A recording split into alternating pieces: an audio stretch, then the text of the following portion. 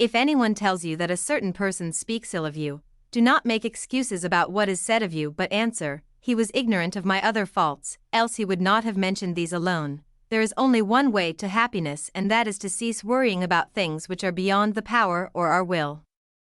Man is not worried by real problems so much as by his imagined anxieties about real problems. Any person capable of angering you becomes your master. He can anger you only when you permit yourself to be disturbed by him. Don't just say you have read books. Show that through them you have learned to think better, to be a more discriminating and reflective person.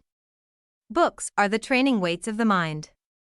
They are very helpful, but it would be a bad mistake to suppose that one has made progress simply by having internalized their contents.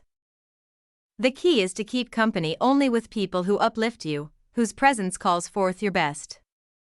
Other people's views and troubles can be contagious. Don't sabotage yourself by unwittingly adopting negative, unproductive attitudes through your associations with others. I laugh at those who think they can damage me. They do not know who I am, they do not know what I think, they cannot even touch the things which are really mine and with which I live. To accuse others for one's own misfortune is a sign of want of education. To accuse oneself shows that one's education has begun.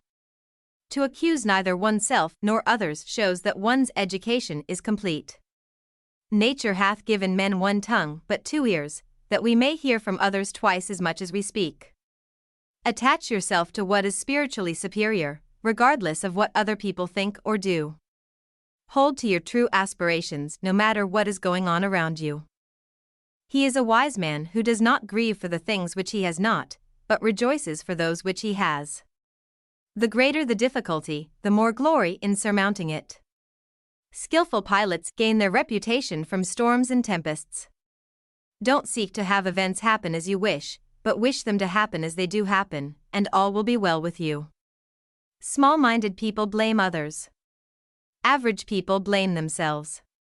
The wise see all blame as foolishness. God has entrusted me with myself. No man is free who is not master of himself. A man should so live that his happiness shall depend as little as possible on external things. The world turns aside to let any man pass who knows where he is going. What really frightens and dismays us is not external events themselves, but the way in which we think about them. It is not things that disturb us, but our interpretation of their significance. I must die. Must I then die lamenting? I must be put in chains. Must I then also lament? I must go into exile. Does any man then hinder me from going with smiles and cheerfulness and contentment?